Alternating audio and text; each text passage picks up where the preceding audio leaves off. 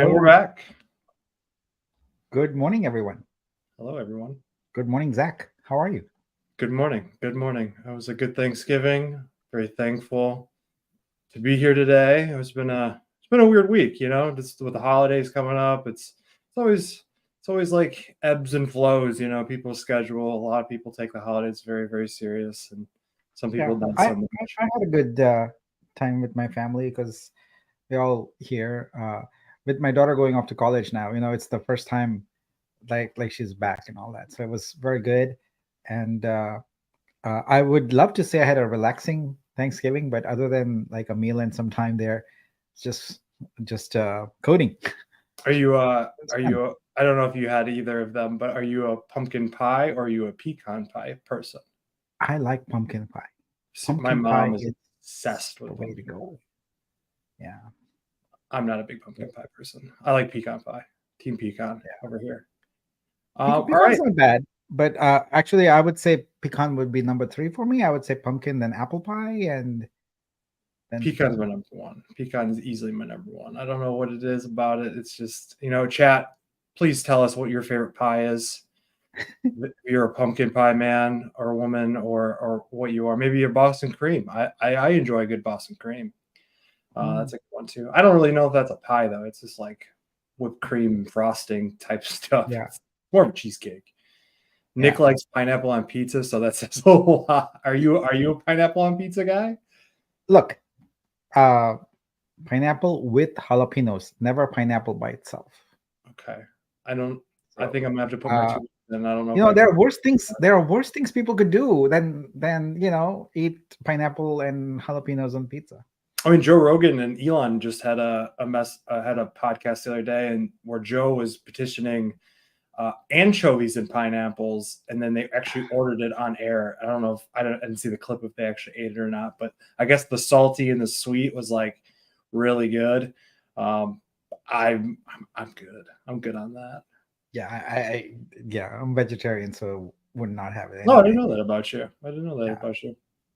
But all right. Good afternoon, everyone. Good morning. Happy holidays. I see a lot of good comments there. Banana cream, pecan pie. Yeah, nice. Pineapple on pizza. Good on you. I'm not a pineapple person either. Yeah, I'm a legendary bastard. It's okay if I mean, you gotta pineapple on pizza, man. It's not that bad. Okay, all right. Maybe it is for some people, but it is what it is. I think it's just like a sacrilegious thing that like it's like that's not an Italian, and I mean I'm definitely one of those people where I'm like, give me the pepperoni. But I will redeem myself by saying I'm not exclusively that. It's kind of like a once in a while thing. It's not like I must have that kind of thing. I'm sure. I'm still lethargic. Someone ate a lot of turkey yesterday. Yeah, my daughter insisted that we dress up for Thanksgiving, so I wore a jacket and all that, and I wore sweats on the bottom. There you go, like a true anchor of a newscast. Yeah, it looks like Bender is setting up for a fight here. Okay. Pineapple does not belong to pizza. Thank you, buddy. I agree with you. Yeah. Cool. All right. Well, I'm gonna go backstage. If you need me, holler, and let's do another great episode. Let me get my screen all shared and ready. There we go. Cool. All right. Yeah. Let's kick this off. Hello, everyone. Welcome. It's Friday again, and yet another episode of Vitruveo Download. This is season 1, episode 11. It is the day after Thanksgiving, November 24th, 2023, and I'm really happy to see you all. Today's download is a bit sort of abbreviated, shall I say, because it is technically still kind of holiday, and I didn't want to, do a lengthy, like content-rich one. So we'll see. I got some good material for you to share, and let's just get going. So let's click on this screen here. All right. So our agenda is our council and financial updates, Senate voting, MainNet RC1 activities, dev and projects update, fundraising update, and all about NFTs. So in the dev and projects update, I'll give you an update on the 2 dApps that we are working on right now. All right, let's just start with the council updates. And leading off there is the creator council update. I'm really, really, really happy that the artists are stepping up. So right now we have an open call. We started that off on November 16th, and it goes until December 7th is what we've said. And the entries are coming in. I just love people are working on their artworks. It's not like, they can just instantly upload them. We asked for new unminted artwork, so it's never been shared before. And so people are uploading it. I was taking a peek at it earlier today. What do we have? 282 submissions. Some really amazing artwork. And I noticed also some of the artists that are presenting here, some really well-known artists in the ecosystem, and I'm really, really grateful for their support on this. But yeah, we've got some good response here, and I've been doing some spaces and I have been doing that. I've been doing some myself also. Some really good questions coming in from artists, and slowly a lot of them are starting to understand what is the key differentiator, and really getting the message about why we are going to be a game changer here. So yeah, I love the fact that so many artists are stepping up. I'm really, really excited about that. All right, so what happens next? Well, next, as soon as we have these artworks, then Fer and her team, and she's recruited a killer team of curators. Those curators are going to then work on selecting up to 2,500. So we don't know exactly how many entries we'll get, but our cap is 2,500. And what the artist will then do is start using our product VTRU Studio, which we have now started active development on. And I'll talk about that in dev updates. And then after that, after they're done uploading things, etc., then we begin sort of sales. And it's a very tight timeline here in the next month, but we are very excited about it, and we are looking forward to having the artist community and sort of our existing crypto community get together. And I'm already seeing that crossover happen, and it really makes me very, very happy. So it's great. All right, so next we'll go with financial updates. So we now have our full Senate, which I'll talk about in a bit. And they are, so 7 of them essentially signed off on it. So we have our recurring expenses. We have basically the council and team lead salaries. We have our external dev team. They're basically full-time but hourly. And then we have marketing resources, legal and resources. We have a person who's working exclusively with the exchanges. We have our community moderation teams. We have people working on the website, doing business development. And a new thing, as I mentioned in the last download, is we now have a PR agency that is on a retainer. So we've got that all going, and they are actually working really, really fast. So expect to start seeing results on that next week. One-time expenses, we have already contracted with one firm to start doing crypto promos, and a second firm we will be signing off on here. So in the next week and moving forward, we're kind of doing A/B testing a little bit. We are putting 2 firms and giving them 2 different kind of audiences to reach out to, etc. And we're going to measure the results. And based upon the results, we are going to go essentially double down on one. The Dubai investor event is coming together. I've booked my travel. I don't want to wait till the last moment because it gets really expensive then. And we've already started thinking about how exactly we'll go into that. I have a slide on that. We'll go into more details on that shortly. Okay, let's talk about the Senate voting. So we had the Senate vote, and it was completed, and it was wonderful to have Fowler and Diogenes appointed. So they are our new senator. It's actually I would be remiss if I didn't note that Kryptonian also won the vote. He was there, but due to a conflict of interest, he declined, and I respect that. So now we have a full Senate. We have 9 seats filled. So it's the 5 council leads, plus Baron Master, plus Greek, plus Fowler plus Diogenes. And we have updated the multisigs now. So there's a multisig on Ethereum and a multisig on BSC. Both have been updated now. So it requires 7 of 9 signatures. Now, there's a lot of detail around how the Senate is supposed to operate, how voting and proposals, etc., are supposed to work. Look, we can't just turn on a light switch and say everything is there. We have to actually do some planning around it.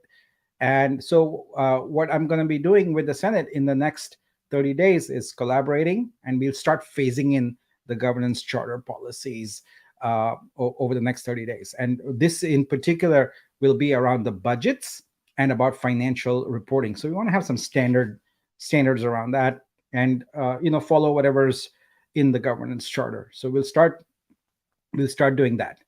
All right. So congratulations to Fowler and Diogenes. Thank you so much for stepping up. I'm looking forward to working with the entire Senate now. It's good to start having sort of our DAO officially take shape. Next, we want to talk about MainNet RC1 activities. All right, so we have our ready, set, and go phases. So let's dive right in here. So I have colored green for the activities that are done on the Swapper Dapp, which I know everyone is waiting for, but I'll take responsibility for the delay. It was supposed to be a database app, and at the last minute, I said, "Now let's make it a on-chain Vitruveo blockchain app." So that essentially made it more complicated. But I'm pleased to report that the contract part is done. And if any of you have been looking at the testnet explorer, you probably are seeing the activity around that. Let me show you this here. Let's zoom in a bit here. So this is Explorer, test-explorer.vitruveo.xyz. So you can see how it goes flat, flat, flat, and then all of a sudden there's a huge amount of activity. So this is all the Swapper activity, essentially. I'm very, very happy with the results. There's 18,000 accounts here, and we are able to load them up in 3.5 minutes, basically. I thought it would take much longer than that, but the performance was great. So you will see this repeatedly. We've got the contract testing going on. I just, with a database app, if there's a problem, we change the code, deploy it, and we are done. With the contract, the problem is that if there is a bug or something, it's immutable. We can't change that. And so the bar for testing is a bit higher. So where we are basically is the contract testing is done. So we are now going to deploy it on mainnet. And the part that remains to be done, which is basically an afternoon's worth of work, maybe a little bit more, I would say 5 to 6 hours at the most, is get the UI going. Now, one of the challenges also with having this as a blockchain app is now we have 2 blockchains here going on for the OTC part of it. Because the OTC part, what you have to do is buy with BUSD or USDT on BSC, and the actual transaction is happening on Vitruveo. So there's a bit of juggling going on there. So what we are going to do is release the software here possibly tonight. I'm going to say optimistically tonight, but definitely first thing in the morning. And you'll be able to do your swaps and your merges. And then meanwhile, we'll also be testing out the OTC. And as soon as we are comfortable that there's no issues there, no bugs, and because when money changes hands, you want to just be a little more attentive to detail. So yeah, and I apologize for the delay on this, but we just thought it would be great to have it on our own blockchain. So now your actual account information and how many Vitru you're due is actually going to be in a smart contract, and you'll be able to see that when you go to the DApp. So that's the status on that. Poet, I am told, is in the process of being wrapped up. So any moment now, I expect to get a message saying Poet is live, and I'll hop on Discord and do a demo, and we'll talk a little bit more about how we'll use that, especially for artists, etc. We want to start really giving people tokens for rewards, and yeah, we are really excited about that. So what's coming up next after that is the Nexus token airdrop. So that's a contract in the DApp. Currently, I'm going to say we are on track for that. But with the Swapper Dapp delayed a little bit, I think people might need a little bit more time to finish their swapping. So I'm going to do a little poll of the team, and then maybe we'll do a poll of the community and discuss exactly what we want to do there. Now, in terms of development, another huge milestone we achieved a few days ago this week is that we have activated a development team. It's actually a partner, but they are also doing our development for us for VTRU Studio. So this is a team in Brazil that actually has an enterprise product for digital media, and they are helping us build out VTRU Studio because it has a lot of moving parts in it, all standards compliant, which I'll be talking about here today.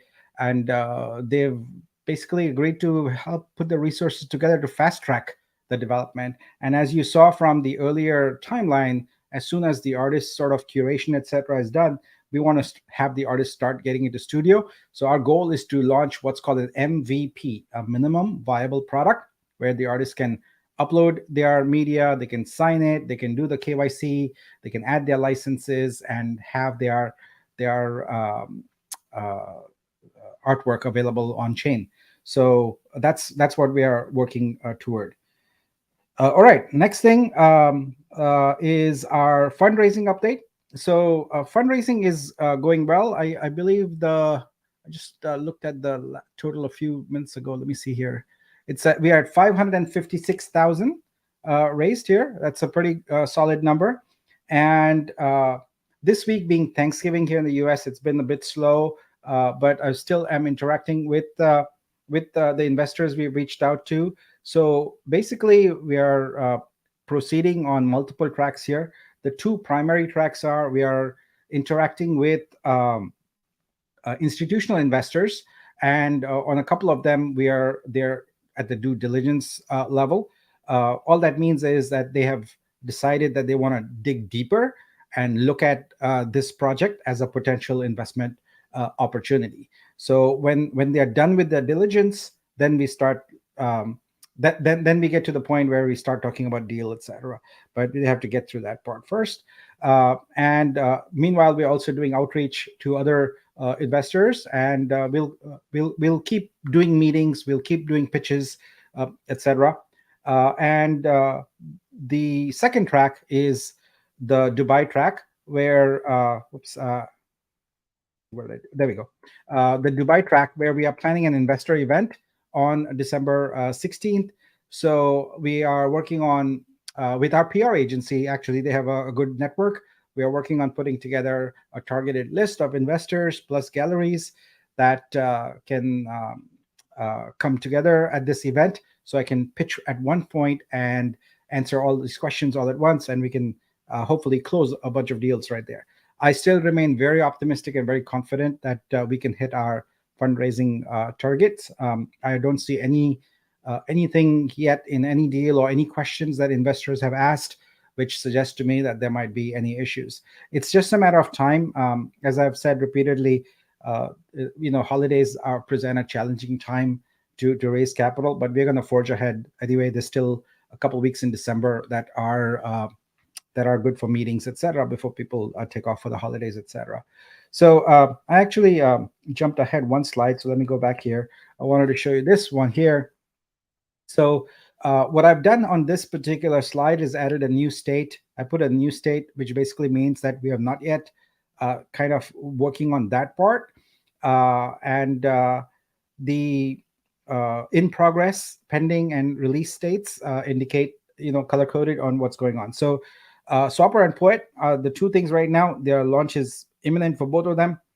Nexus is essentially the next thing up. It's the NFT that gives you information about your vesting, your perks, your rev share, and your voting. So that is in active kind of development right now, along with the three components that make up VTRU Studio. There's two of them, the asset base and creator base are the smart contract parts, and VTRU Studio is actually the application that artists will use. So that is all in development. Okay. Next, I want to go into, as I mentioned at the onset, today's download is going to be a bit abbreviated. I believe it was the last download I committed to talking a little bit about NFTs and helping this audience understand more about it. So that's what I want to do today. I want to talk about tokens and NFTs a little bit and help you get a lay of the land. So give me a moment here. There we go. All right. So what I want to do is first introduce tokens to you. You're all familiar with tokens, but I'm not sure that everyone understands the nuance about what it really means when you talk about a fungible versus non-fungible. So basically, tokens, for all practical purposes, are numbers in smart contracts. And you have two kinds of tokens. You have fungible and you have non-fungible. So fungible token is any name token that you know of. So for example, USDC or any of the hundreds of tokens that are out there. Now, there is a distinction you want to make between a token and a coin. A coin is typically the native cryptocurrency of a blockchain. So in this case, for us, Vitruveo, the native cryptocurrency is VTRU. The equivalent on Ethereum is ETH. On Tezos is Tez. On Solana is Sol. So these are built into the protocol. They don't require a smart contract. So that's the native cryptocurrency. Everything else on any blockchain that's a cryptocurrency comes because some developer wrote a smart contract. And they wrote a smart contract that actually was according to a spec. And the common spec that is used across not only Ethereum, but all blockchains is ERC20. And the spec is important because without a standard and a specification, what you would have is a smart contract with a token, but no wallet would be able to interact with it. But because we have a standard, all the wallets know how to interact with all the token smart contracts. Now, the fact remains that token smart contracts, because anyone can create and deploy them, you can easily create a duplicate. So you can take an existing token that's very popular, copy their source code, and launch that same token with the exact same name. What's to stop you from doing that? Nothing. But the thing is, everyone, the whole world, the wallets, people would know that your contract that you deployed with that same name token is not the original. It's just a copy. And so they would ignore it and they would go with the right one. This is a vector that is used by hackers quite often. They create a smart contract with a similar token name. In fact, not similar, exactly the same token name as another one. And they lure people into using that one, and you lose money.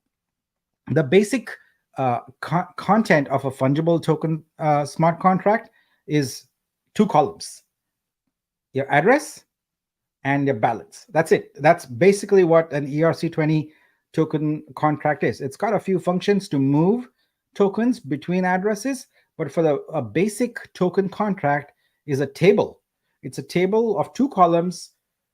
What's the address and what is it, the balance? And that's about it. Now, NFT contract is even simpler than that.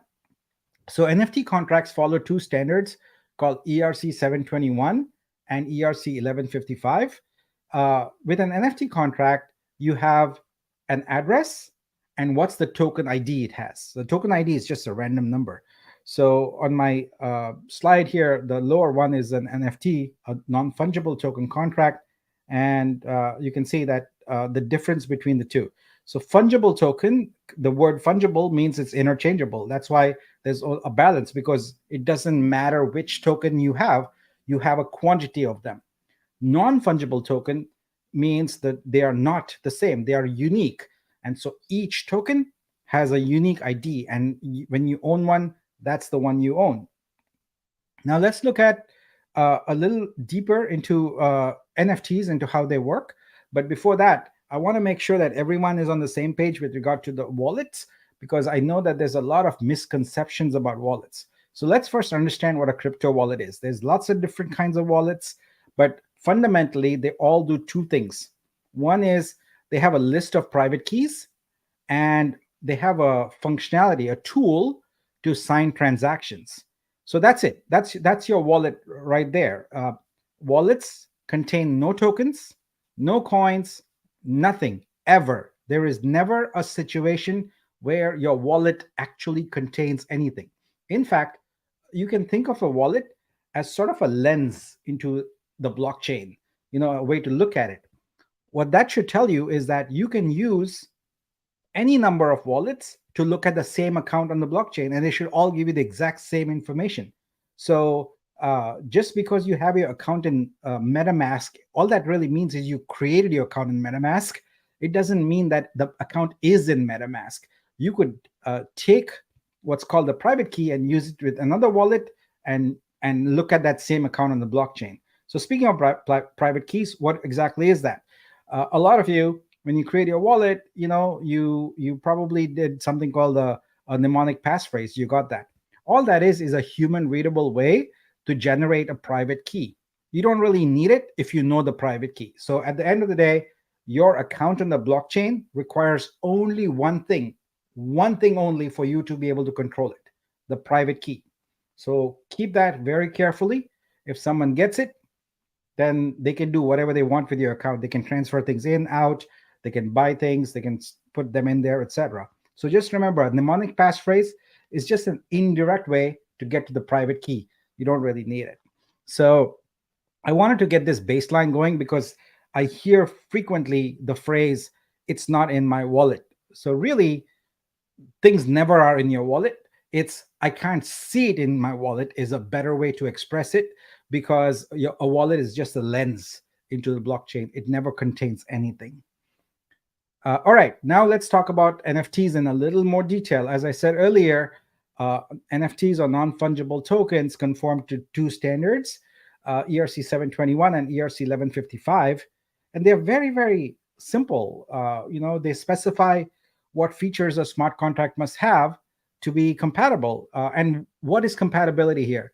Well, if you have a smart contract that's not compatible with these standards, how would marketplaces exist? How would a marketplace know what to do with your contract? How would a wallet know how to interact with it, right? They wouldn't. And that's why there are standards. So if you think about a blockchain smart contract for non-fungible tokens, you can think of it as just a bunch of numbers. They're really just random numbers. So in my picture here, I put NFT ID 1, 2, 3, and 4. So when you create a new token in the NFT community, you'll hear the term minting. There's really nothing special about it. All it is adding a new token. That's what minting means. It's no different than adding a row in a spreadsheet. You'll also hear this term when you delete a token. It's called burning. Again, absolutely nothing special about it. It just means you deleted the token. That's it. This is NFT at a simple level. Let's peel back the layers a bit more and look at what goes on in here. Now, one of the most interesting things about NFTs is they have a visual component to them. You can see that, right? Like I was just showing you artworks that are going to become NFTs, but if you go to OpenSea Foundation, etc., you see artworks, etc. So what's that all about? Well, all tokens, NFT tokens, generally have metadata. So that's information about the token. Now, the thing that's interesting is that metadata is not stored in the smart contract at all. In fact, in the smart contract, all you have is your random numbers, your IDs. So the metadata is actually stored off-chain in storage, and that's also where media is stored. So the most common way to store that is called IPFS. It is a grandiose name. It stands for Interplanetary File System. All it is a decentralized file storage. So, you have Google Drive, you have Dropbox. Those are centralized file systems. There's a company that manages them. With IPFS, anyone can use the IPFS software and create and set up a server. And what you do is you essentially make money. Their currency is Filecoin for storing other people's work. But you can't see. It's not like regular files. The files are split up and also in some cases encrypted. So you're not able to see that. But here's the most important thing about IPFS. When you create an NFT And in the metadata, you have a link to a picture. So the metadata itself does not have the picture. It has a link to the picture. So now you're removed, 2 steps from the token. You've got the token. It points to the metadata on some IPFS server, which then points to an image on possibly some other IPFS location, right? Now, in IPFS, there's a concept called pin. Pinning means do not delete my file, because the default is after 24 hours, the files are deleted. So the NFTs marketplaces, when you go and mint an NFT or create an NFT with them, when you upload, they pay the bill for some IPFS servers, or they run their own servers, so your images get pinned there. But here's how brittle the system is. So the blockchain only has 2 pieces of information. It's got the ID, so 1, 2, 5, 1000, whatever, and the URL of where the metadata is located. That's it. Now, the metadata itself has a pointer to where the file is. But if someone stops paying the bill for the IPFS servers, the way it works is the last server on which their data was. So your data could be on multiple servers, because that with IPFS, the way it works is when you ask for your data, it copies it to the server where you are. So your files could be on multiple servers, but the last server on which it is, if it's unpinned, it is gone forever. So that makes the NFTs today really very brittle. And a lot of people don't realize that. They think that when you create an NFT, it's forever. False. When you create an NFT, it's very durable and has all kinds of copyright and IP protections. All of it false. None of that exists. Also, the metadata that's there has no standards. Anyone creating a smart contract for an NFT can make up whatever metadata they want. They generally just copy it from someone else, and it has very, very simplistic things like title and description, and that's about it. There are not much in the way of standards, so it's a really brittle system. But here's the worst part: the owner of the smart contract can change the metadata anytime, and they can change that image of the beach to something else. They can make it poop.jpg. So you might have paid a lot of money for an NFT, and you've got an image that you own. They say it's just JPEGs, right? Well, in a sense, a lot of the brittleness of the system leads that statement to be true. So the owner can change the image very easily if they know what they're doing with their smart contract. Some of the marketplaces now are putting some protections in place for that, but overall, it's still very, very brittle system. So let's see how we fix that problem, right? So you can see immediately that this is a stark contrast to what's going on in standards today. But before I go to Vitruveo, it is time for a sip of chai in the wonderful mug that Gus and Andrea gave me. All right.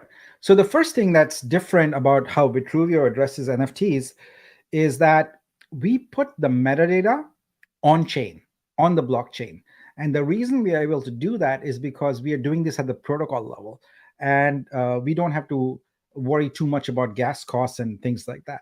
Also, the metadata we have conforms to a standard. It's called linked art, which I'll talk about momentarily.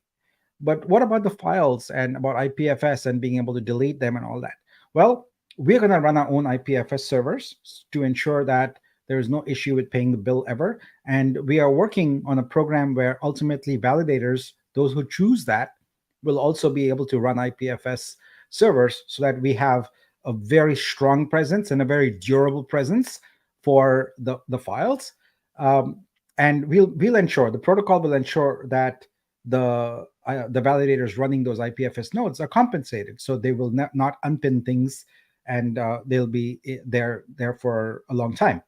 Now, what about the files being changed? Well, one of the things we will have creators do with their artworks is we'll have them digitally sign the artworks so that if they are tampered with or something, you can tell. But that doesn't itself prevent the problem. What we're also going to do is in our smart contracts, we're going to enforce locking of those things. So the moment an NFT is minted, the metadata for it, especially the media URL, etc., gets locked. You cannot change it. So that protects the buyer. And finally, we are also, as part of our metadata, we have licenses. So we have on-chain licenses with that with the NFTs, which any other program, any other smart contract can consume. Right now, there is no standard around licensing also on NFTs, but we are introducing that. So overall, what we are doing is bringing a lot of legitimacy and standards to the platform that makes it really, really good for creators. And that is why they are going to adopt our platform, whereas others. So let's look at what those standards are and what it means. So there are 4 standards that we are starting off with that are really, really important. So the first one is creator identity. So on other blockchains, anyone can go and do anything, and we want that too. We want anyone to be able to do anything they want. But when it comes to artworks that people are paying good money for, with the understanding that it's a legitimate artwork by a legitimate artist, we want to add the capability for the creators to identify themselves. So we're going to use a standard there called verifiable credentials. That's there created by the W3C, the World Wide Web Consortium. So verifiable credentials, and I got a page up here. Let's see, here we go. So when you get my deck, the link will be at the end of this. I'll show you the link. This is linked, so you can see the standard and what it means. But it's a pretty comprehensive standard that goes into things like who issued the identity, what are the proofs there. So for example, the proofs are things such as this person belongs to this country, or this person is of age this. So whatever the kinds of things that artists want to have, that they want to essentially attest to, the verifiable credentials makes that secure and available in a standards-based way. So that's the first thing with creators. The next thing that's really important is media file signing. Right now on NFTs, there is nothing like that. Like as I showed you, you can replace media files with any picture you want, and you can't do anything about it. But what we're going to do is have a standard that was created by a consortium of companies: Adobe, Intel, BBC, Microsoft, etc. And it's called C2PA, the Coalition for Content Provenance and Authenticity. So here, let's look at that. So basically, what this is about trust. Building trust. So when we sign a media file using this technology, you can tell exactly how the file was created, who created it, when they created it, and we link back to the creator authentication. So it's all designed to work together, and they have a good bit of tools. And one of the most interesting tools they have is the ability for anyone to take an artwork that they have and just drop it onto this web page, and it'll tell you if it's authentic or not, if it's been signed or what. It'll tell you that information. So C2PA is a very good standard, and it's one that we are implementing in order to make sure that artists have the ability to sign. So this is also protecting the artists, not just the buyers, because if someone copies their work, they won't be able to prove that it's theirs. The signature won't work. It'll flat out fail. The next thing which I alluded to was the metadata. And as I said, we are going to use the linked art standard. So with the linked art standard, what we have is a model where the artwork and everything, we're just starting with artworks, but later on we'll have music, etc. For each of those, we have different standards. But with artworks in particular, this metadata is very comprehensive, and it allows you to describe in great detail all the characteristics of the artwork, like things like say physical characteristics, the dimensions, the shapes, the colors, etc. And there is a very good sort of a schema for that information. So the reason this is important and the reason I bring it up often is because this is a complete and total game changer. One of the biggest frustrations right now with NFTs, especially with the marketplaces, is when you do keyword searches, etc. All you're going to get is a keyword search from title, description, and possibly the username. There isn't a way to granularly search for artworks by provenance, by who the artist is, by the content it has, by the color palette, etc. And with our metadata, we'll be able to do that and create this very, very granular search approach that will make it very easy for people to find artworks, make it easy for artists to have their works discoverable, but more importantly, the ability for people to create custom collections, custom curated collections based upon content, based upon different fields. The analogy I always like to use is if you're going and making a reservation for travel, whether it's an airline or a hotel, or if you're in real estate and going to look at rental properties or houses that are available, you always see this sort of column on the left hand side with categories and checkboxes, and you can select different things and change your search. That's more objective than just a keyword search, because keyword search will find that keyword everywhere, no matter what the context is. But faceted search is very specific, very discrete, and it is going to make our artworks for the artists much more discoverable and much more organizable. You can organize it much better. So the linked art standard is used by the top museums in the world, and I put a list of them on the bottom there. It's the Getty Museum, the Louvre, the MoMA, Museum of Modern Art, New York, etc., Smithsonian. Pretty much all the top museums use it. It is no accident that we picked this. Why? We want all these museums and all their massive collections to be housed on Vitruveo. So guess what? If we already are compatible with the metadata standard they're using, it really makes it super simple for them to come on board, assuming that they like what we're doing and we've got the right models. And we will have the right incentive models for them to come on board. All right, the last standard that we follow is licensing. Licensing doesn't exist right now in NFTs. It's not there. All you have is a price. Hopefully the artist decided to put some verbiage in their description, because there's no separate field for it, about what you're allowed to do with NFT. But guess what? 99% of artists do nothing about it. It's just there. You buy an NFT, what can you do with it? Well, you have to know common law, and you have to go with common law because it's not specified. We are not going to leave that to chance. We are going to make it both very well defined and very advantageous for the artists, because they can create licenses for different use cases. You want an NFT? Here's a license. You want to use my artwork on a t-shirt? Here's the license. You want to stream my artwork? Again, no NFT needed. Here's the license. And the standard we are going to conform to there is called Creative Commons. So Creative Commons is a well-established industry standard, and it's used by YouTube, it's used by DeviantArt, it's used by Wikimedia, pretty much all the big players that you see in the internet use this. And there are many different types of licenses. So it's as simple as the artist saying, okay, what I want is to not allow commercial work, to allow adaptations, etc. So then they would choose this license. And each of those licenses already has a very simple, plain English way to understand, what that license means. But also, it has the legal code. So you can go in and look at the legalese for any kind of license. So we don't have to do any work here. It's all done. It's a standard, and that's what we are going to adopt. Standards are very important for Vitruveo because it is a very important competitive advantage that others can't have. Because on every other blockchain, you see the protocol doesn't do this. You have to have a marketplace on top of it, and that marketplace does it. And the marketplace has to get others to agree to conform to it. We are the protocol, and we adhere to these standards. So it's the other way around.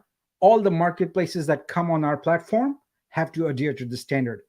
Therefore, it's uniform, and therefore it makes it super easy, consistent, and a point of advantage, honestly, for any entity that comes and lists its artworks on here. So I hear often, like, well, what's the big deal? How will this work? Why? Well, standards are really, really important, and you'll see that organizations that conform to standards make it easy for compatibility. People can build interesting things because they know there's a common foundation of elements. So that's where that comes into the picture. All right, so now I want to talk about our creator identification system. So we're going to call it TruID. So that's Vitruveo in there. There's TruID. So that's a solution for validating the true identity of creators. Now, what we are going to do is require artists to do KYC. It's not know your customer, it's know your creator verification with a third-party service. Now, what's really, really important to know is that TruID is privacy focused and zero knowledge. What does that mean? Well, the creators get their know your creator done with the outside entity, and all the entity reports back to us is what level of KYC they passed. We get no information from them, none. And this is important. So it's zero. So in other words, we can do it in a very decentralized way. We know that the creator has been verified. We have signed proof from the KYC company that they have been verified, but we don't know any of the details, and we don't want to know any of the details. We don't want them anywhere on the blockchain. So there are 5 levels we are contemplating right now. The first level is the only one that's required initially. It's the email. Now, what we do is, instead of setting policy, and saying you must do this, what we do is we incentivize creators to actually do the KYC by providing them additional benefits. So you'll see a reference to a creator credit here. We'll be talking about that in coming weeks. It's essentially a free mechanism for artists to consign their artwork. And what we do is we provide these freely, but depending on which level you have acquired. So level 1 is email, level 2 is phone, level 3 is proof of address, level 4 is liveness. So basically proving that you're a human being. And level 5 is the ID document, the kind that you go to an exchange and take a photo and send, all that kind of stuff. So our thinking is that the marketplaces that will be built on Vitruveo can decide which TruID level they want. So for example, a marketplace could say that, well, you can list on here for any price you want, but if you do it for, let's say, an artwork for over $10,000, you must be at level 3. If you want to list an artwork for $100,000, you must be at level 5. So buyers will know this, and buyers will then feel safe because they know that they are dealing with an authentic individual, the artist, versus a scammer and a copycat or something like that. So this is very important. So trust and TruID work hand in hand. So this is available. So the fact that a creator has a certain level of KYC is available to any application built on our platform. So developers can do very interesting things. They can provide more freedom and more benefits to creators who are at higher KYC levels. And we look forward to seeing what kind of innovative things people come up with. All right. The next thing I want to talk about is about income and how we ensure fair income for artists, because this is what's unique and interesting about us. OpenSea a few months ago essentially changed their stance on royalties and upset a lot of artists because they basically removed the ability for artists to get royalties on secondary sales. So what we are doing, because we have licenses on chain, as I showed you earlier, right there with the NFT, we can do some very unique and interesting things. The first thing is artists can create licenses for different types of editions. So they can say, here's the price for 1 of 1, here's a price for 1 of 100, and whichever one sells first retires the other. So for example, if someone buys a 1 of 100, it's no longer possible for a one-on-one to occur, and so that one license now becomes void and not usable. So that level of flexibility is very important. The next thing is the artist can provide a royalty percentage with each license. And so this addresses a very big problem in the world of art, where when artists go to galleries and galleries sell their work, the artist gets a fixed contractual amount agreed to by the gallery, but the gallery can upsell it for many multiples more and pocket the whole difference. Well, we make it so that the royalty applies to any markup also. So the artist gets paid what they have, but if there's a distributor like a gallery or an online marketplace that sells it for much more, it's fine, it's great, but let's share that. So the artist gets a percentage of that upsell, and therefore it's fair for everybody. And also on secondary sale, the royalties are protected.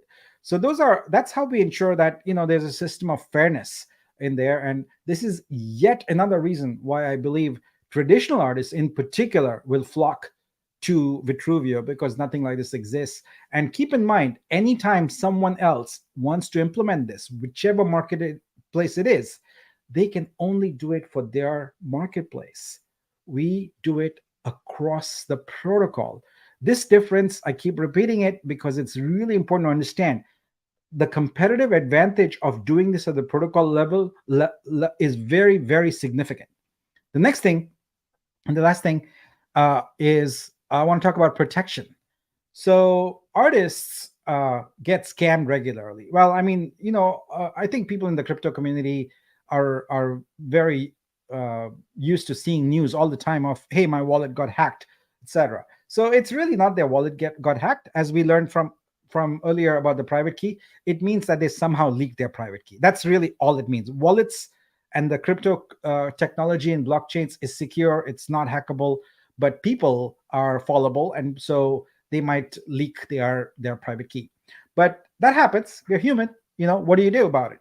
Well, right now with NFTs in as it exists today, the artists, if their wallet is hacked, are screwed, because their existing artworks, their smart contract, everything is compromised, and whoever has their private key can wreak havoc. You saw how you can change the images, you can delete things, you can do a lot of havoc like that. So what we've done is we've implemented a model where when the NFT is minted, instead of being minted anywhere in some arbitrary marketplace contract, every creator has one contract into which their NFT is minted.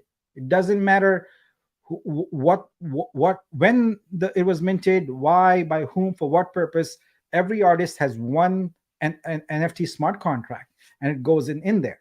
Now, the artists can define in there multiple trustees, and those trustees are just different accounts. And what the artists can require is the equivalent of multi-factor authentication. They can say that for any action to occur, so for any change to be made with the smart contract, or to even claim the funds, so any sales funds they go right into that smart contract, and they sit there until the artist claims it. So to release those funds with a standard wallet, if they get the private key, done, game over. With this smart contract approach, it's a multi-sig, and the artists can define multiple trustees that need to sign before they can extract the funds. Also, if one of the trustees or even multiple of the trustees are hacked, meaning they lose the private key, no big deal. Just sign the multi-sig, remove that account, put a new one in, and you're back in business. So we have disassociated the linkage between NFT and an account while preserving the provenance. So the artwork still needs to be associated with the creator, and we have that. They are associated with the creator's contract. That's how, and that's secure, and that's not going to change. So those are the things we are doing to protect artists. And I wanted to go through all of this with you because we are at the point now where artists are coming on board the platform and learning more. So in these downloads, I'm also going to introduce more sort of artist-centric things. But this is also important for investors to understand, because you need to know why we are going to be successful, how we are going to be successful. So I can assure you that we've put in a lot of thought into this, a lot of planning, a lot of detailed work has gone into it. And what you see in these downloads, even though they're kind of detailed, is still barely skimming the surface of the level of detail we go into in sort of our team meetings and with the developer meetings, etc. So when this product is fully built, like VTRU Studio, VTRU Stream, and VTRU Store, you're going to start seeing the very stark difference between Vitruveo and the solutions that exist today. The solutions that exist today are almost laughable in their brittleness. We are creating a robust system, and what that means is that we have the solid foundation on which to go and get the 89% of the art market that is still not on Web3. We are confident that by building a solid foundation of standards and trust and ease of use, that's another important thing, which I'll be talking about next download, ease of use. You have those elements and people will come on board. So that's what I have for today's download. Here's the link for you to download. Zach will come on here and we'll start taking some questions and take it from there. I'm back. How are you? How's it going? It's going. It's going. I need another sip of chai. Get your chai on. Yeah, I was just chilling in the Discord, looking at some questions.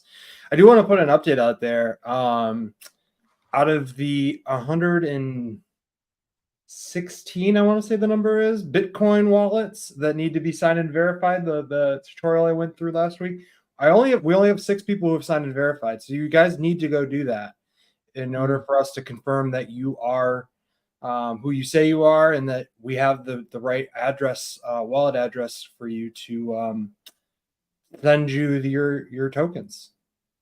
So we need to get that done. So I was just checking those numbers and making sure that everything was good. So excuse me. And then for the people who have been saying, like, what about the ETH and Binance sacrifices? Those actually have been accounted for in the Genesis allocation. If you are not on there, however, and you can send me some transactions that prove that you were part of that contract, we'll get you added. So we don't want to forget you if for some odd reason there was an error. But for those people who have been asking about those, just because it was sacrificed Bitcoin on another network does not mean we didn't. This is special for the Bitcoin people who actually did it on the Bitcoin network. So yes. Cool. I got a couple questions.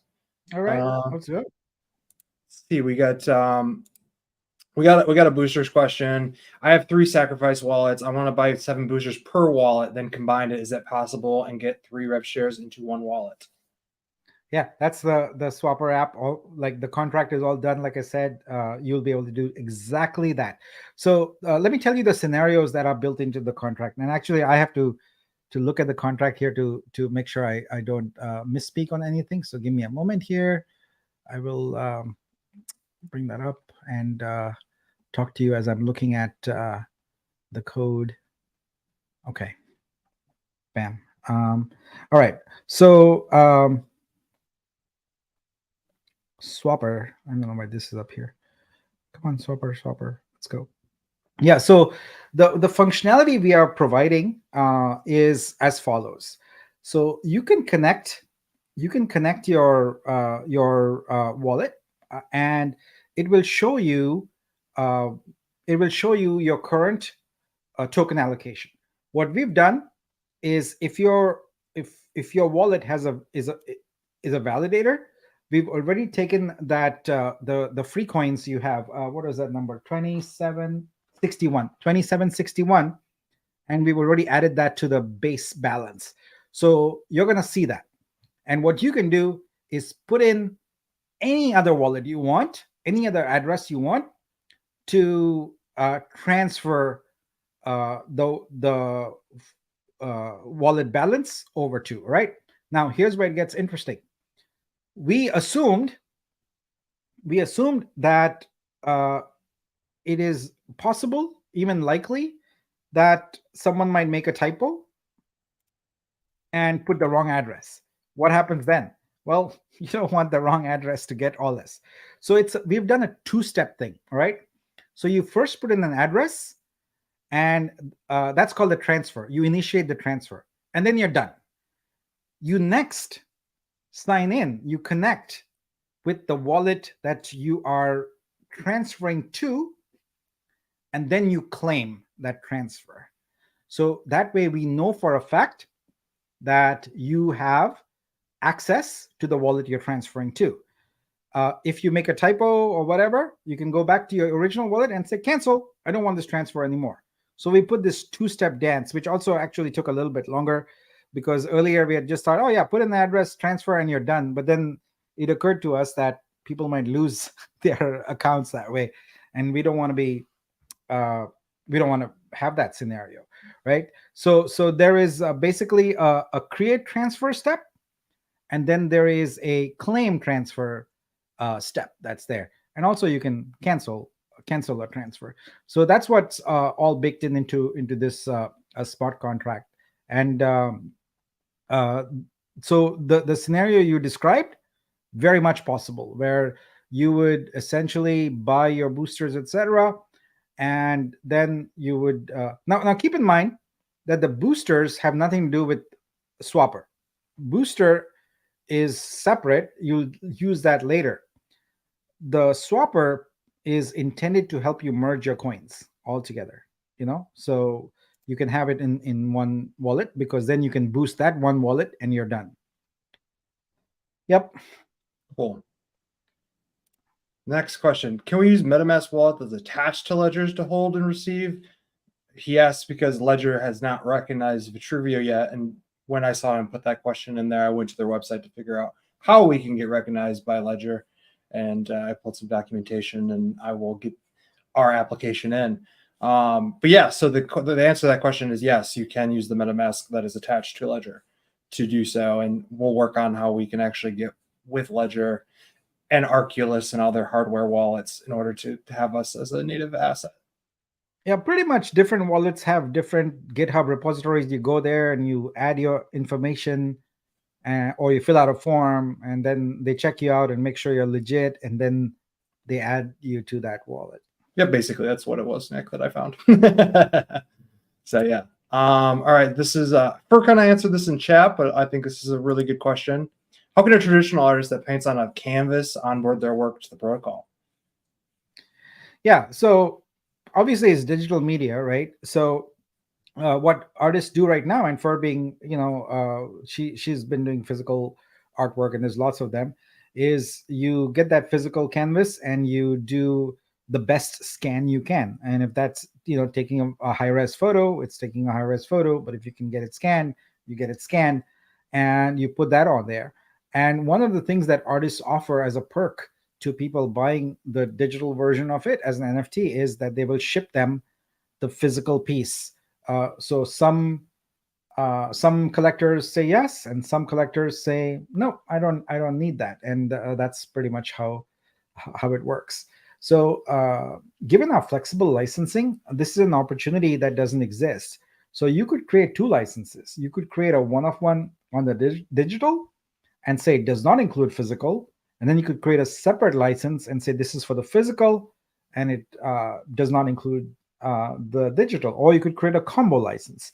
So we've got that capability. The license can be whatever you want it to be, but as far as the physical pieces go, the NFT can represent it, but it's not in any way a certain link. Now, in the future, we may contract with an escrow service where you ship the physical painting to them, and then the NFT can represent the physical painting also. Because here's the deal: we can't have, different artists, different countries, whatever, be responsible for shipping things around, right? So if we can have an escrow service that does that, then it would be a useful thing for traditional artists. And we do plan on doing that. It's just too early in the game for us right now. Yeah, there has been a few. I believe it was a bunch of students at Stanford University that did an EIP of escrowing of NFTs.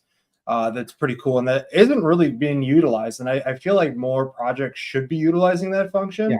I mean, it makes more sense for like physical artworks, but even for like digital artworks of like services rendered, it's an accountability thing from a project side thing, and just my personal opinion. So okay, next we got who is responsible for enforcing these licensings? Yeah, like all things related to the law, applications, companies, blockchains, etc., can enforce rules.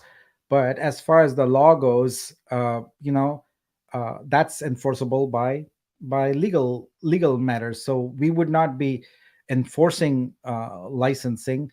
But if things like copying, etc., we can restrict those. But in terms of the enforcement, that would be law enforcement agencies. But we would be able to provide the necessary documentation for you to enforce. Absolutely. Yep. Yeah, you're right.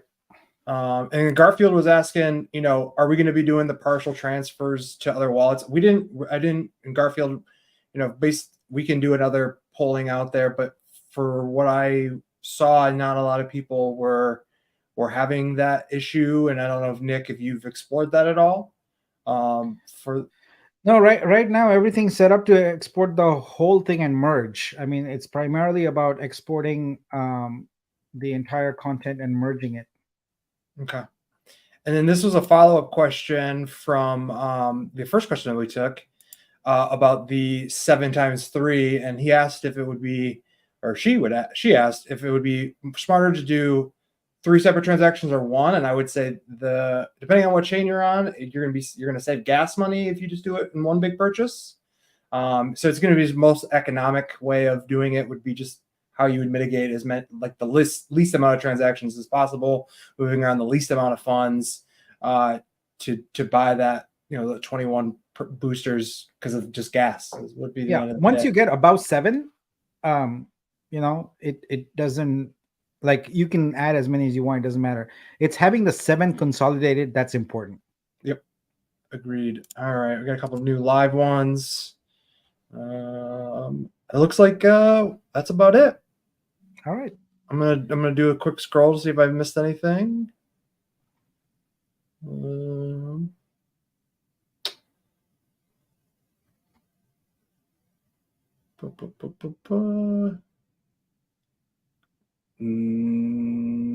I think we're good. I think we are good. Great. All yep. Right. Well, continue enjoying your holiday. Those are for you in the United States here. And like I said, we are doing an abbreviated one today just to stay. Like I like the fact that we are very consistent on these. Every Friday, 10 a.m. Pacific, we're always there, and we'll continue to do that. So, yep. So I'm gonna sign off now and go grab lunch with my family, and then back to work and getting Swapper ready and deployed. So thank you everyone for your patience. I really appreciate it on that. Like I said, we made the decision to do it on our mainnet, and it's taking a little longer for that. But I love that we are doing it on our mainnet. So thanks, and have a happy holidays. Happy holidays, and sign your Bitcoin verification so we can give you your tokens. Yeah. See ya. Bye. See you guys.